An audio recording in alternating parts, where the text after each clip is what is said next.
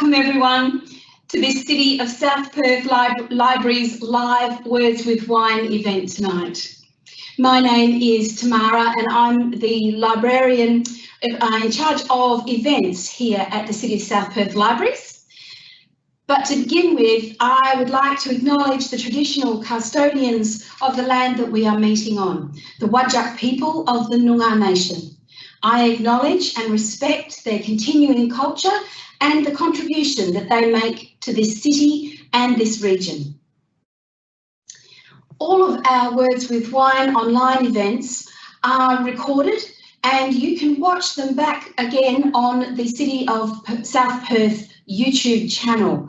So if you'd like to see any of our past events or if you'd like to re-watch this one, you will be able to do that once the link has been provided to you in an email that will be sent to you after this event. So for now, I've got a couple of small tech sort of housekeeping pointers. So for those of you who are not familiar with Teams, it's a bit different from Zoom in that we can't see or hear anybody. So if you're sitting on the couch in your PJs, you can just relax. Nobody can see you. You can see our presenter and you can see me, but we can't see anybody else. At the moment, we have about 16 attendees with us. So that's a terrific response. But that could actually mean that we've got many more people. So what I'm going to invite you to do now is on the right-hand side of your screen, you will see the Q&A column. If I could ask everyone who's watching right now, please to click on Ask a Question, enter your name, and then just type in how many people are with you watching tonight's event so that we get a more accurate picture of how many people are here with us. How many of us are all together ready and waiting to find out all about Imbi and her beautiful book? It would also be really helpful if during the presentation that you just type any questions that you have for Imbi into that box there. Just type them as you think of them, and we will, at the end of the evening, Imbi will answer a selection of those questions. You can also use that Q&A box to let me know if you're having any issues or if you want to make any general comments. So you're welcome to do that as well. So now let's get started. Tonight we are delighted to welcome a local author currently living in Melbourne. Imbi Neeme is a blogger. Well, actually, she claims to be a recovering blogger. And for those who are unfamiliar with the term, a blogger is somebody who writes often observational, experiential and opinion-based pieces for an online journal or website. Weblogs, which is shortened to blogs, can cover literally any topic you can imagine. Imbi's first blog her site is titled Not Drowning Mothering, 1 woman, 3 children, a husband and an unreasonably angry cat. And it has entries from 2008 through to 2015. Her current website is titled Imbi Neeme Writer, Finding the Extraordinary Amidst the Ordinary. Also, a lot of odd socks. Clearly, Imbi has a very unique way of viewing the world. In 2019, Imbi was awarded the Henry Handel Richardson Fellowship for Excellence in Short Story Writing. And her debut novel, The Spill, which is set in WA, has been awarded the 2019 Penguin Literary Prize and was published by Penguin Random House Australia on the 2nd of June 2020. And you'll know from that date that we were in the midst of our COVID lockdown, so that launch happened on Zoom. Now tonight, we're going to hear from Imbi about her award-winning book and the journey to write it. So please join me and let's, if you'd like to clap along at home, and we'll make Imbi feel very welcome. Thank you very much for joining us, Imbi. Welcome. Thanks so much for having me, Tamara, and cheers. Oh, yep, better open that one. It's normally an alcohol-free night for me, but I made an exception for this event because it had wine in the title. So it was an invitation. Cheers. So I'm just going to share my screen with you all. And I will do it quite clumsily because I'm still getting used to all these new technologies, but here we go. So before I start the formal presentation, I too want to acknowledge the traditional owners of the land on which we are at the moment. For me, it is the people of the Wurundjeri, the Wurundjeri people of the Kulin Nation, and I want to pay my respects to their elders past, present and emerging. I think this is particularly important because storytelling has always been such a key part of their lives on this land where I live, where I write, and I tell my own stories, and it's a huge privilege.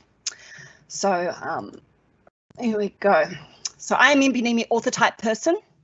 I don't know why I chose that, but I did. Author type person as opposed to writer or author, but author type person. And this is actually, The Spill is not actually my first novel. It's being marketed as my first novel, but that's a lie because my first novel was actually published in the school magazine when I was almost 6.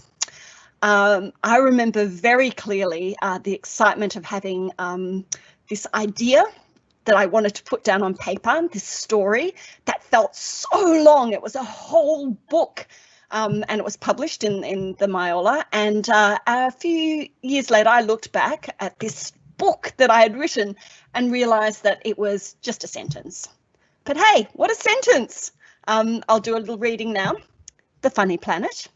One day a man went to a planet and explored it, and a rocket came, and a funny turkey came out and asked if he would join in a party in his rocket. Yes, what a sentence. And I love the twist that it's not an alien that comes out of the rocket, it's a turkey, and it's a turkey with a capital T. So I'm actually quite proud of how inventive my little mind was back then in year 1. So then I was hooked from an early age, this sense of writing. And in my teenage years, I wrote lots and lots and lots in my journals, like years of miserable writing about every single day I would write. These photos of my actual diaries, and hopefully there aren't too many people from school in the audience today who might see references to Mr. Warburton and, things about science. Apparently I got 32 out of 40 in a test. That's pretty okay. But don't tell my kids that. I want them to aim higher. Anyway, so that was 8 years of word vomit. And luckily only a handful of those survived to this day. So then I went to Japan after I'd finished university at University of Western Australia. I went and taught I went and taught English in Japan for 2 years. During this time of living by myself in a tiny town in Wakayama-ken, I wrote an earnest and probably quite terrible novella on a PowerBook 150, very much like this one, which I like to describe as being more house brick than computer. And I worked very hard on that novella. It never quite got to the length where it could be considered a novel. And I think I was trying to be an Australian Jeanette Winterson. I fancied myself as, the next great literary talent. And I showed it to my dad, and I really respect my dad's opinion, and I felt very nervous showing it to him. And he read it like a good father. And I remember that he said to me, "I think you found your bliss, Imbi." Because up until then, I'd really wanted to be an actress, and I wasn't really that good, although he never had the heart to tell me that. But yeah, when he said to me, "I think you found your bliss," that really sort of stuck with me. And I felt like, yeah, I'm on my way. I'm going to be a writer. Except then I entered my own personal dark ages. So between the ages of 25 and 37, I wrote virtually nothing except for a couple of short story film things that I did through a screenwriting course when I was living in London. I was busy, to my, in my defense, I was busy trying to have a career as a website producer. I got married, I had 3 children, I moved back to Australia, having lived in London for 6 years. And all that time, I still identified as a writer, even though I did pretty much 0 writing. But, I held on to that belief that that was who I was. And then when my 3rd child turned 1, I finally started writing again. A friend of mine encouraged me to start a blog after I'd written one too many long anecdotal, oh so hilarious posts on Facebook. I like to think she just saw the frustrated writer in me, but I also think she just wanted me to stop clogging up her feed. So after I had Googled what is a blog, I signed up for WordPress and I began Not Drowning Mothering in 2008. And, I was writing 5 posts a week. I described the process as sort of a writing with small children dangling off me like Christmas ornaments. And look, it was entirely like that. I would get up at 5, I would write for an entire hour before anyone else would be awake. And then I'd still be editing, revising, and then pressing publish while getting the kids ready for kindergarten and school. And during that time, I think it was really important, even though I wrote some very wild posts, including, I did an interview with an inflatable Brad Pitt. I think I made a vegetable porn star. When I say I think I made a vegetable porn star, I know I made a vegetable porn star out of the vegetables in my crisper. I sort of let my mind sort of run wild. So it wasn't all just sort of writing about potty training and getting kids school ready. But I think the thing that this writing this blog really gave me was this ability to write in short, intense bursts. I developed this muscle, which I still use to this day. I have a busy life. I've got 5 teenagers in my life, and I work a 0.7 job. I'll probably give 100% to my 0.7 job, and I still manage to get some sleep in there too. And I write whenever I can in these short, intense bursts. So I eventually put the blog aside for a couple of reasons. One, I was writing about my life, as Tamara was explaining a blog as sort of anecdotal observations, and I was really mining my day-to-day life, and it took a kind of a dark turn. And I went through quite a difficult separation with my first husband, and suddenly that life that I was making fun of just felt too painful and personal to be putting on the internet. And I also had always just wanted to be a novelist. So the blog was kind of like a hope, I guess, that I would find a publisher, would be so taken in with my interview with the inflatable Brad Pitt and offer me a publishing contract. But alas, the only attention I got from publishers were from non-fiction publishers who wanted me to turn the blog into a book, and I wasn't really interested in that because I felt like I had said all I wanted on the blog, and I didn't see the point in putting it in a book. So then I I put the blog aside and I started to write long form fiction. I started playing the long game. This is a photo of me that was taken outside the Cornucopia restaurant in Dublin. This is the place where I wrote my first paragraph of my first manuscript in July 2013. Now, it was a whole other year before I wrote the second paragraph of my first manuscript, but we don't need to go into those details. This photo actually was taken in June 2018. So that was 5 years and 3 whole manuscripts after that first paragraph. Now I'm standing outside the same restaurant. So I just wanted to make sure that you knew that this wasn't taken in July 2013, that I didn't write a paragraph and then instantly go out and have a photo opportunity. I'm not that, I don't have that many grand designs on myself. But when this photo was taken in June 2018, when I was back in London and in Dublin and in Europe with my second husband and 3 of our kids, and that's my son on the left about to photobomb, I was still 9 months away from winning the Penguin Literary Prize. So you might be wondering, how did I get there? how did I get from that moment of writing that first paragraph to winning the Penguin Literary Prize? Here is the secret to my success. This is my submission spreadsheet, which I have been running for quite a few years. This isn't the full spreadsheet. If I took a screenshot of the full thing, it would just be a series of very small lines.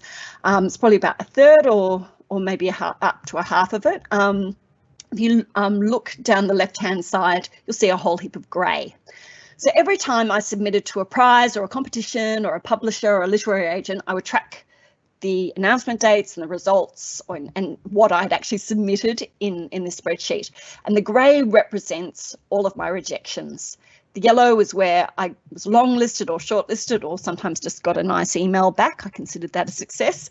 And the green is my actual successes. And I always tell people, when they say, oh, you won the Penguin Literary Prize, you must be successful at everything. The answer is no, I'm not. I had a lot of rejection, suffered a lot of sadness. But look, it wasn't a straightforward path for me to publication. It wasn't just I started submitting and then eventually I got there. I had a few detours along the way. So here's my first detour. By the end of 2017, I'd had so many grey unsuccessful cells in my spreadsheet that I decided to pivot, long before pivoting actually became so hot right now.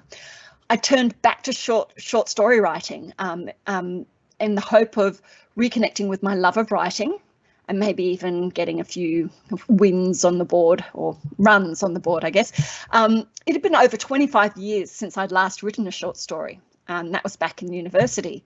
So, I was a little rusty, but I was also astounded when I started getting shortlisted and even winning some prizes. By the end of 2018, I'd had so much success with my short stories that I actually decided to put my 3 manuscripts aside and focus on building up a short story collection during 2019. And I had pretty much forgotten that I'd even entered the Penguin Literary Prize when I got the email saying that I'd been shortlisted. And then that put my manuscript back on the table. But there was another detour. Around the same time, something else kind of shifted in me. And to explain this, I have to go back to 2015 when I started working alongside these 2 magnificent people in a small arts organisation. But I have to say now that only the person in the middle is relevant to the story. So this is apologies to Tim. This story is not about you. You are wonderful, but this isn't about you. The magnificent human being in the middle is Emily Collier. We were both writers, and every day that we worked together, we would swap war stories, our disappointments, our hopes, our wins. And by about October 2015, I had some pretty good luck with my first manuscript. I'd been listed a couple of places. It'd been, requested by a couple of publishers, and I was feeling really close to getting published, like super, super close. So close that in an act of optimism, I suggested to Emily, while we were both standing by the microwave in our small office, I suggested to her that if we both set a particular goal within the next year, and if we both achieved that goal, we would get matching tattoos. Now, I was like just a couple of weeks shy of my 45th birthday, had never had a tattoo, but for some reason, out of the blue, I made this suggestion. And Emily agreed. We shook hands. I thought about it a little bit more and said, I think I would like to get an ampersand, the and symbol. That's the tattoo that I would like to get. And Emily, thank God, she agreed with me. We didn't have any argument about it. That was decided. We would get ampersand tattoos together. But then a couple of weeks later, she found out that she had breast cancer and her focus completely shifted. She was no longer thinking about what she was writing and working towards that goal that we'd set together, but she was thinking about her treatment. And as she went further into her treatment, she confided in me that she didn't think she was going to return to writing even after her treatment had ended. And I tried to be supportive, of course, but I felt very worried for her because I knew from experience it was one thing to be a writer who didn't write. But to be a writer who no longer even said they wanted to write, that just kind of worried me. But look, this story has a happy ending. I just want you to know now before it gets too morbid. Emily's finished her treatment and she's now in remission. She started to write about that treatment, and then she started to write about other things, and she wrote more and more and more, and then she came fully back to writing. And through her journey, I realized that the symbol of the ampersand that we'd both chosen for our tattoo wasn't about a particular achievement, but more about our commitment to writing, to the writing we'd already done, and the writing we would do in the future, the writing we would always do, because we're writers. So even though neither of us had achieved either of those goals that we had originally set out for ourselves, after almost 2 years after we'd made that pact, we went and got the tattoos anyway. Ta-da! Here we are. This is us in the tattoo parlour in North Melbourne. For the record, it hurt a lot, and I make sure I tell my children that as often as I can, just to kind of dissuade them from getting a tattoo anytime too soon. And here's the second picture, a close-up. One is the actual tattoo, and the other is just a novelty stamp at our friend Jane's birthday. I'll let you guess which one's which. So yes, that was...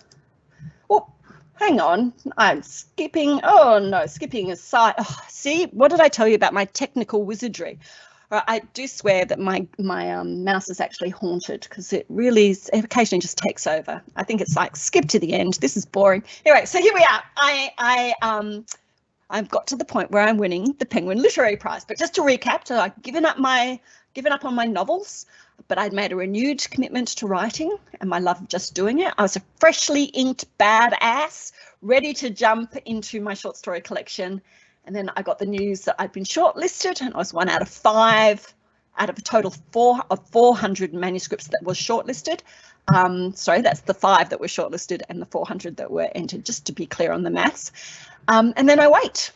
Anyone who's ever waited to get, news about something like that will know what it's like. You're hitting refresh on your email constantly, every 5 minutes, and you're always trying to second guess when the news will come in. You're doing the calculations. You're like, oh, well, the announcement date's the 17th of March, so will they tell us on the day? Will they tell us the day before? Will they tell us a week in advance? Does the winner already know? And I'm waiting in vain. And there's always a small part of you that dies a little death when you get to 5 p.m. on a Friday and you enter sort of like the black hole that is the weekend, when you know there will be no emails of any consequence.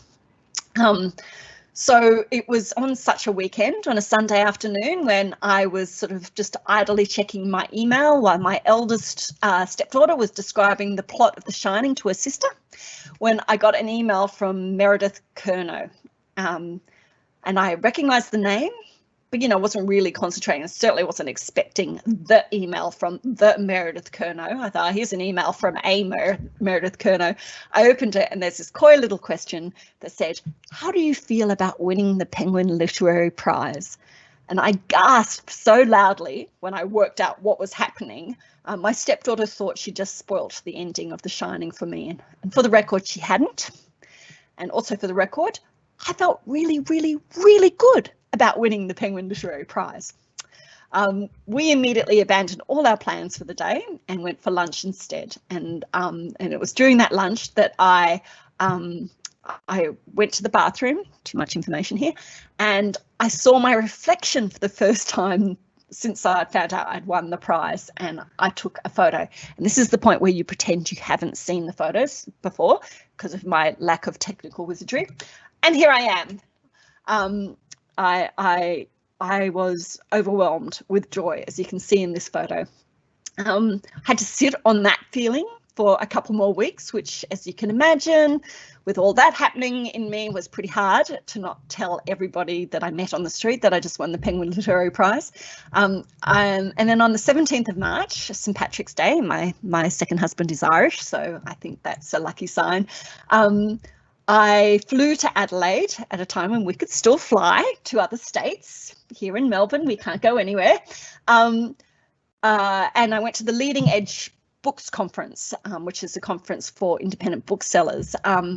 And here is another, oh, see? haunted mouse. Here is another photo that was taken just as I was about to enter the venue to receive the prize. Again, you can see that feeling. I'm just going to say now, from this point on in the presentation, there are no more photos of me smiling like that, just in case you're thinking I can't watch this anymore. All right, so I'm not using the mouse anymore. I'm using my keyboard because my mouse is haunted. Let's hope my keyboard is not haunted. So I had thought that I was just going to stand on stage and smile when I received the prize. But as I walked into the event, Meredith Curnow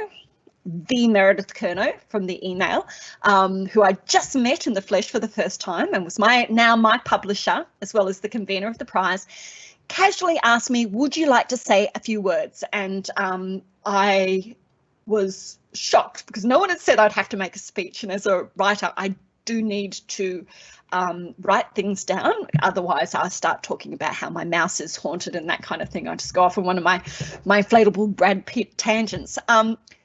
But I looked around the room, which was full of independent booksellers and one ex-Prime Minister, who I shall not name. I thought, this is where it begins. This is where my capital A author journey begins. So I said, yes, I will say a few words. And I stood up at the lectern and I babbled incoherently for what felt like hours and hours, but it was probably just a couple of minutes. And then I ended my speech by waving cheerfully to the crowd, saying, it's nice to meet you all. Exactly like that. Exactly like that. So, yeah, I did really step up. And I certainly became that capital A author, and my kids still tease me about it to this day. So then what happened next? My winning manuscript had won this prize, and of course they just press print and it goes straight to, see, I used the mouse and yeah, okay, I'm putting the mouse out of my reach, so I'm not tempted to use it. Okay, so yes, they just print press on my manuscript and it goes straight into book form. Of course, no, it goes through the editing process. The first stage of the editing process is the structural edit. So I did this in May 2019, so a couple of months after I'd sort of been announced as the winner. I've taken this screenshot from Minority Report. If anyone's seen the movie, it's kind of he's moving things around. It is that big picture kind of look at the book, where you might do sort of some restructuring, you might change your ending, you might even add or delete characters. So for me, my structural edit was reasonably light, which was good because anyone who's read the book will know how complex the structure is and you really don't want to start playing around with that too much. We'll come to that in a little moment. So I had the luck of being in a 2-week residency at Varuna in the Blue Mountains on the Henry Handel Richardson Fellowship. So I spent those 2 weeks doing the changes then. And I remember someone had told me, look, when it comes to, getting published, before you press send on something, you've got to read every single line out loud just to make sure the language is flowing well. And, oh, God, I need my mouse back, but I'm using it just so I can scroll. This is not going well. All right. So I spent 2 weeks in this room in the beautiful Blue Mountains reading my whole manuscript out loud, which, it was good advice. I just did it at entirely the wrong time because just around the corner was the copy edit. And this is a more forensic look at the book. This is done by an editor. In my case, it was Genevieve Buzo, who was amazing and very gentle and kind on me, although this screenshot of my Word document doesn't perhaps show that kindness. It's a real deep dive into the language, continuity and consistencies. Like if you're wanting to understand this screenshot, I'll just say that red represents the editor's notes and blue represents the tears of the author. Many tears. But look, I describe this stage as being like a masterclass in my own writing. I learned so much about my own strengths and my weaknesses and my quirks. And the example I give, and I don't know why I give this example because everyone's going to read my book and look for these examples. My characters are always sighing and looking down at their hands or feet or the ground, and they've always got these really tight feelings in their chest. So that's something apparently I must do, and it's a miracle I don't run into more things looking down all the time. And then I entered the proofreading stage, and I really want everyone to stop and appreciate the fact that I've drawn some glasses on this stock photo. Look at that, that's pretty impressive. So it looks like me because I got glasses. So the proofreading stage, you get this set of printed pages that have been marked up by an external proofreader, and in my case it was someone external, which was good because by this stage neither Genevieve nor I had much perspective on the thing. We were too close to it, and this is the last chance that you have to make any real changes. Even though most of the big changes will have happened in the earlier stages, this is really the last chance. So I kept a little diary on Twitter during the proofreading stage. Here, day 1, there's really not that many changes. Day 3, why are there so many changes? Day 7, the timeline is completely wrong. Day 9, my words are setting like concrete. And day 12, I don't even know what a comma is anymore. That last bit is while you're in the fetal position in the corner of the room. So it was quite intense.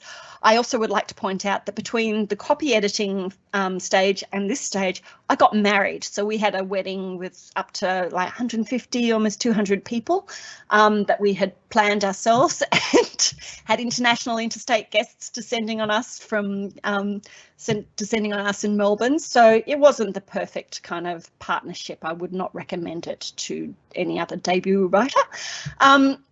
And then we entered the COVID-19 days, and I really started to believe that I would never see my book, that it would be wouldn't be printed, that the paper would be used for toilet paper instead.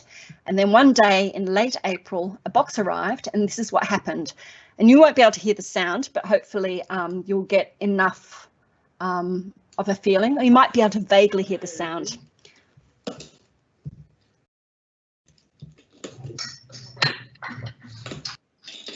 Back to the Future. Hey George, this just arrived. What is it? It's for you, Mr. McFly. It's for you, Mr. McFly. It's for you. What is it? What is it?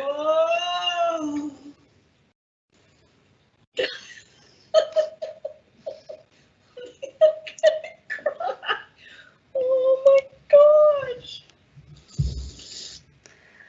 That was probably.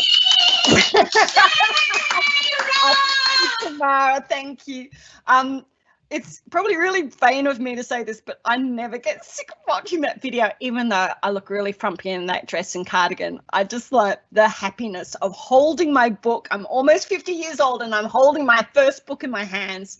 It's an amazing feeling. So now here we got the spill.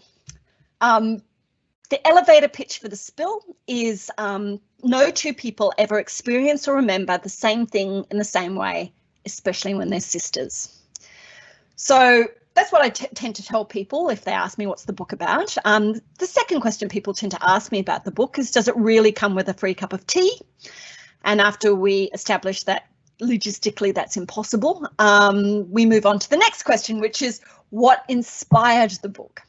And the answer is a complex one, because like many things, like any recipe, it's got 100 different ingredients and it's really hard to kind of single out the hero ingredient. And I'm not obviously not any recipe, but you know, complex, really sophisticated recipes have lots and lots of ingredients. If I had to choose one thing, it was a car accident that I was in when I was 10. My mother and my sister on the Hume Highway here on the East Coast. And I remember looking at the car, it kind of spun and sort of turned on its side while we were waiting for the ambulance. Some people stopped and kind of put blankets around us, and we were waiting. I looked at the car and I thought, the car's fine. We'll be able to drive that car home, no problem. And then when I saw it later in the wrecking yard, I realised no one's driving that car again. It was completely wrecked. And I always kind of thought of that sort of moment, that sort of memory, as being a really, really very much like my experience of the accident. I was fine. I had a couple of scratches. I got a couple of stitches near my eyebrow, but I went on to feel the impact of that accident for years afterwards. So right to this day. It fundamentally changed who I was and how I experienced the world. And so I was really interested in exploring those moments in a person's life that can kind of spin a life around, that can, you know, a life can pivot. There's that word again.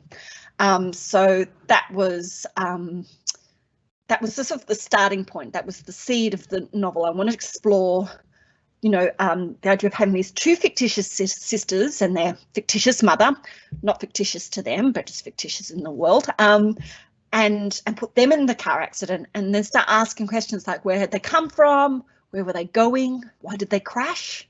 And what happened next? And here's a fuzzy felt tableau of the opening scene. You're unlikely to see such amazing artwork in any other author talk. I liked, that's my unique selling point, is having my obligatory fuzzy felt tableau. Here we have the car upended. There's Tina, the mother, drinking in the Bruce Rock pub, and the two sisters, Nicole and Samantha, are rushing to greet their father, Craig, who's just driven all the way from Perth to pick them up. So here we go. The themes of the spill. There are three main themes. There is the sisters, which I've sort of touched on. I find the sister relationship to be the most fascinating of all the family dynamics. With, you know, I've got two sisters of my own, I've got lots of friends with sisters, and over the years I've just collected all these little stories of misunderstanding and resentment and jealousy, but also great love and loyalty. Such a rich vein of material to tap into, so I really was interested in writing about that.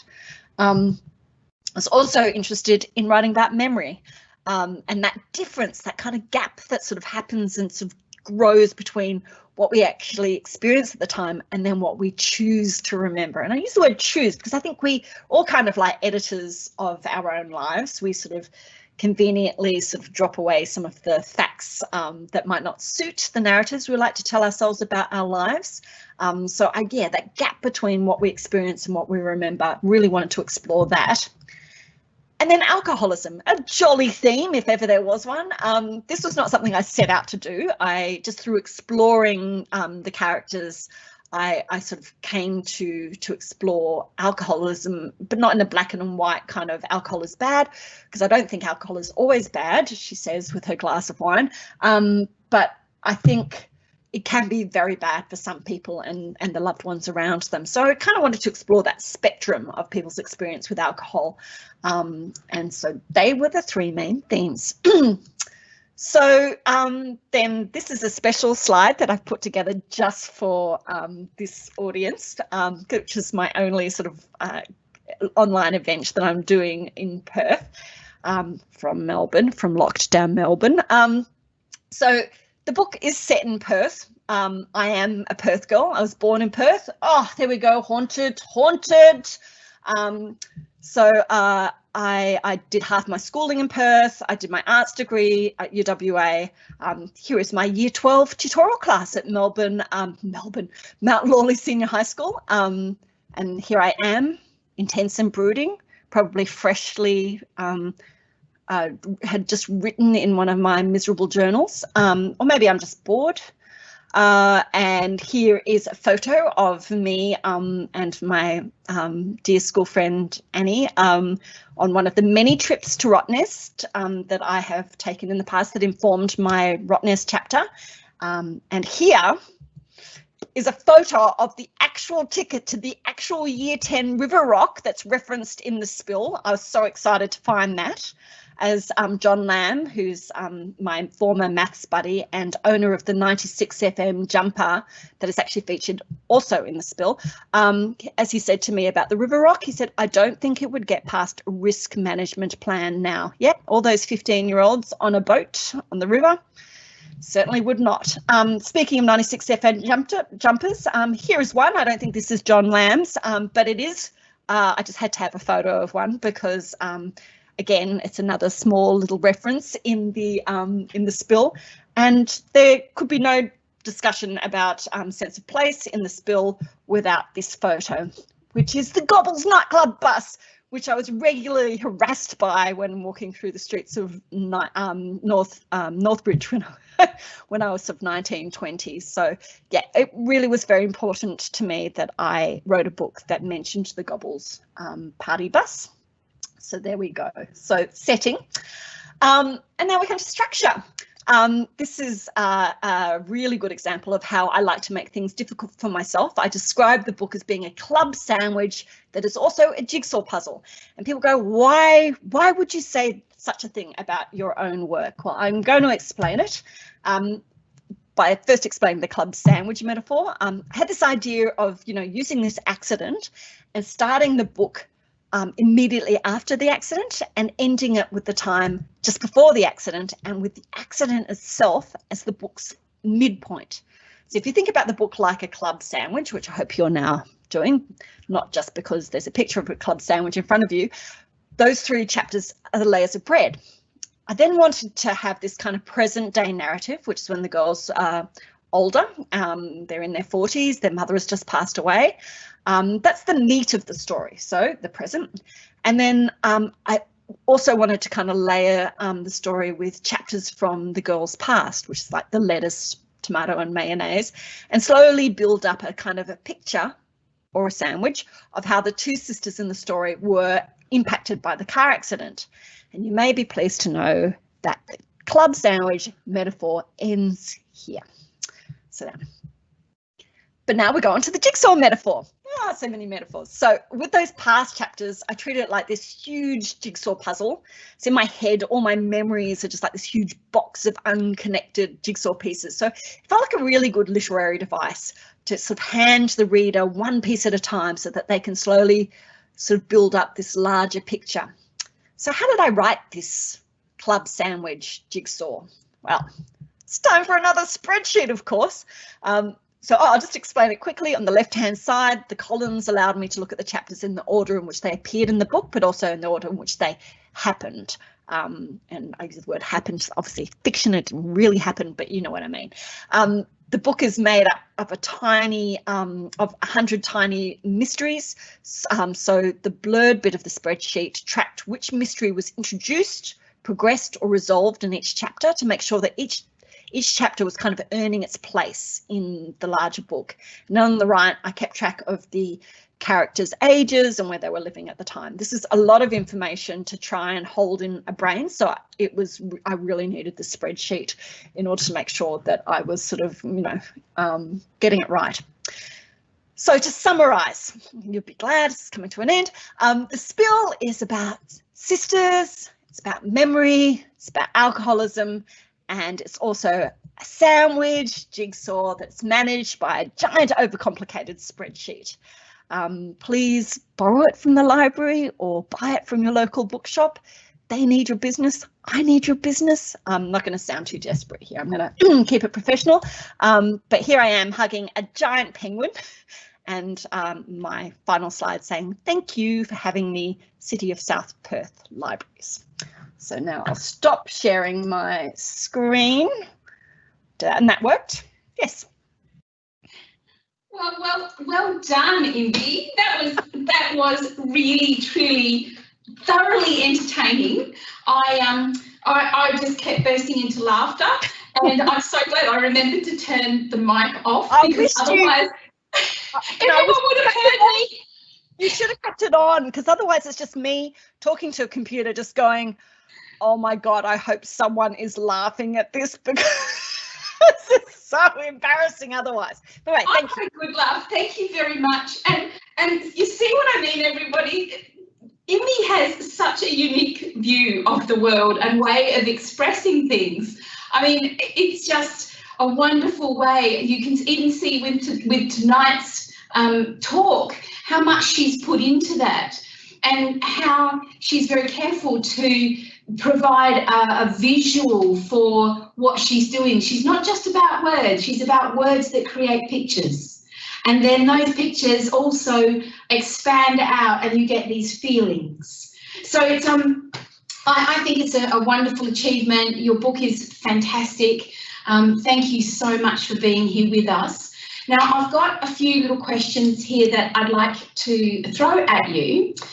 So the first one is going to be about one of those, that amazing spreadsheet, your use of spreadsheets. So Josephine has said that she is so impressed with your spreadsheet, and she wants to know whether you think that dealing with repeated rejection eroded your self-confidence or built resilience and determination, or did it do both? I think it did both. It sort of did one.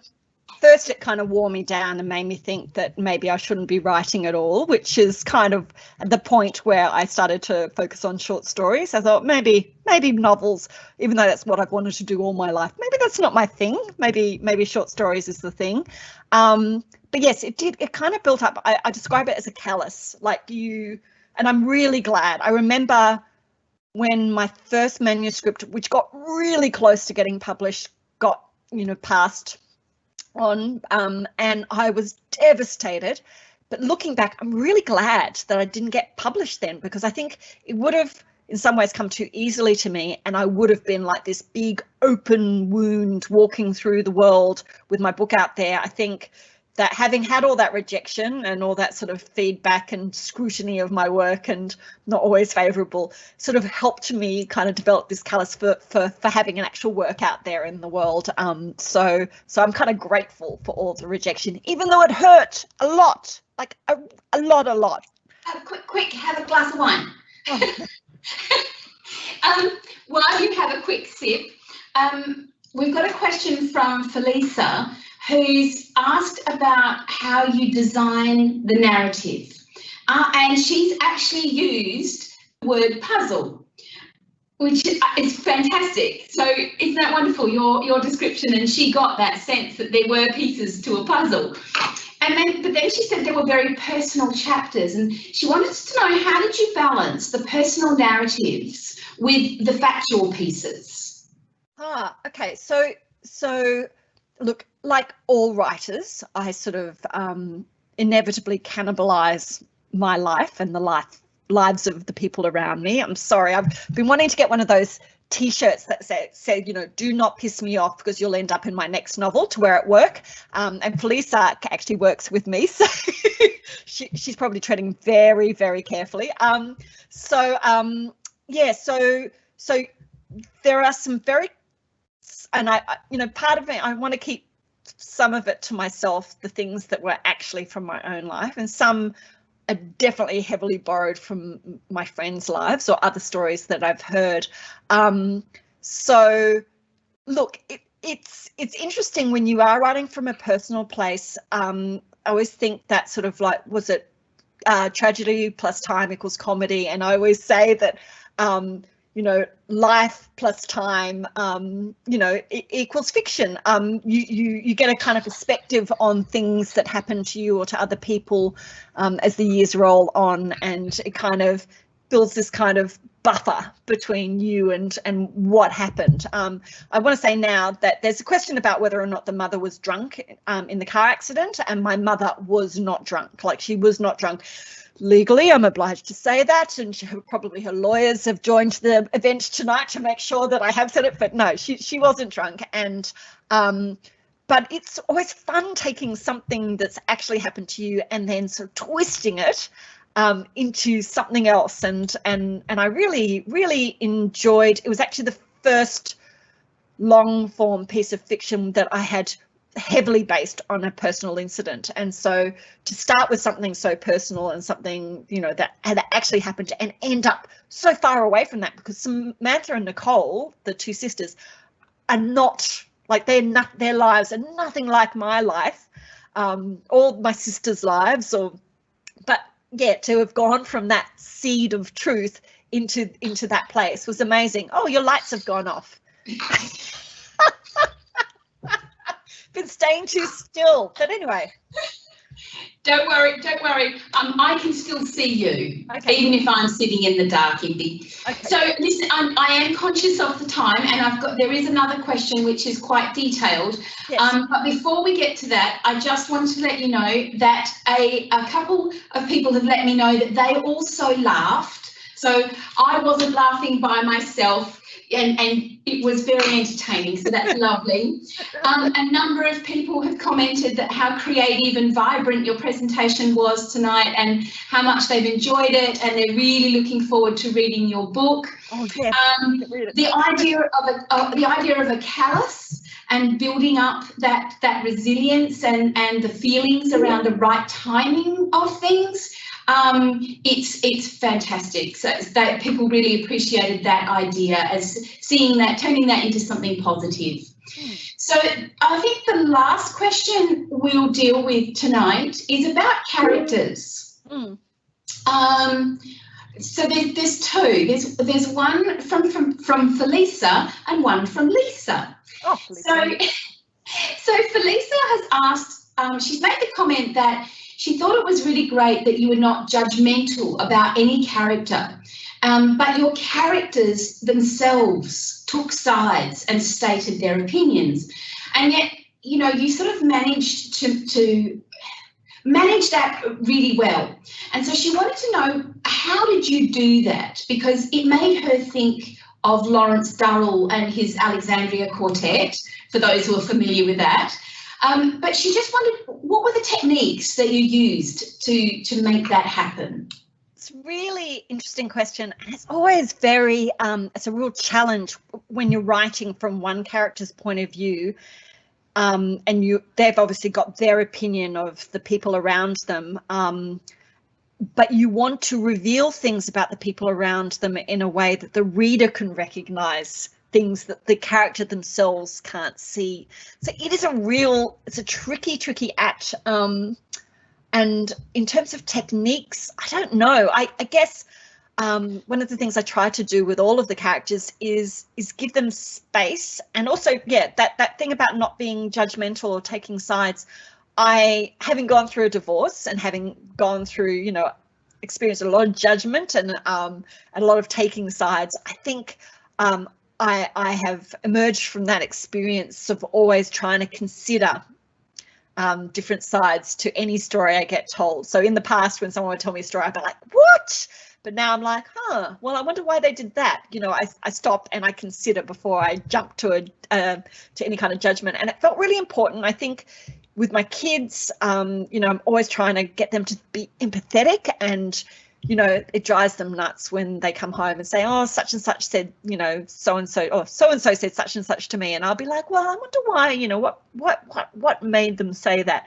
And they're like, you're meant to be on my side. I'm like, I know, and I am on your side. And yes, that's I'm not condoning what they said, but I'm just saying, let's stop and think about what might be happening for them that would make them act or in that way or say those things. And you know, certainly in my own life, and I've looked back at my, you know, own sort of school years and things that I might have experienced and at the hands of other people, but then stopping and thinking, well, what was going on for them, and also realizing that I was only seeing things from my point of view, and I probably inflicted just as much harm on people around me. I was probably the biggest, you know, well, you saw the photo of me. I looked like a, you know, a B word.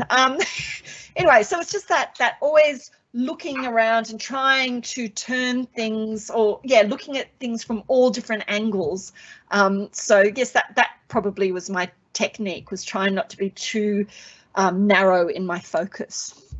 Okay, so final character question and final question of the evening comes from Lisa, and it's a Perth-based question, so I think that's quite appropriate. If you had to, what else or what other about Perth would you like to write about or include in a future publication? Well, it's funny because, you know, I wrote the spill. I wanted to set it in Perth because, you know, I'm of an age where I'm really like looking back on my misspent youth, and, you know, I have a lot of fondness for that time, those halcyon days. But I didn't set it out to be like a book about Perth or growing up in Perth. It was just where these people grew up. And then the minute it got published and my school friends just went ballistic on Facebook, kind of picking apart all the references to to 1980s Perth, and I felt like, oh, I should have put so much more. There was so much more, like, you know, thinking about, just even this morning I was thinking about that Kenny the echidna, you know, good night Captain Possum, kookaburra, kangaroo, good night young Kenny. Anyway, so all these things that are still in my brain, I thought, why did I not, you know, love you Perth, you mean the world to me, all of the things,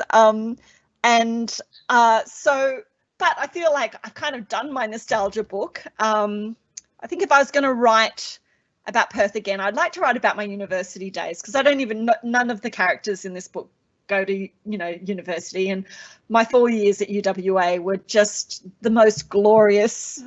You know, you look back and you realise what a spoilt brat you were to be, you know, just attending lectures and sort of lying on the lawn and reading novels and talking about philosophy with people, thinking you're leading this kind of very adult world, but actually adult life, but you're actually in this little bubble.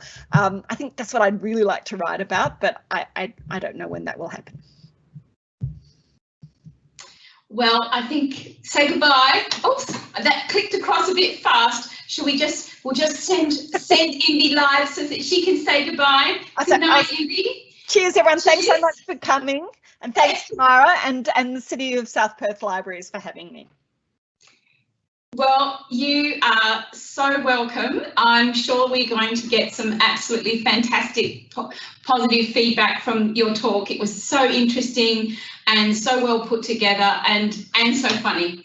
And I wasn't alone. There were others laughing with me. So thank you so much for your time and everything that you've put into presenting to us tonight. Just a quick reminder to everybody that you will be receiving an email tomorrow. And in that email, there will be links to Imbi's site, her current website, so you can catch up with what she's doing and her little observations about the world there. And there's also a link to her publisher, so where there are various options for buying your very own copy of the spill. There will also be a link to the City of South Perth YouTube channel. And once we've got the event tonight edited, then that will be popped up on there and you can watch it again or suggest it and recommend it to your friends.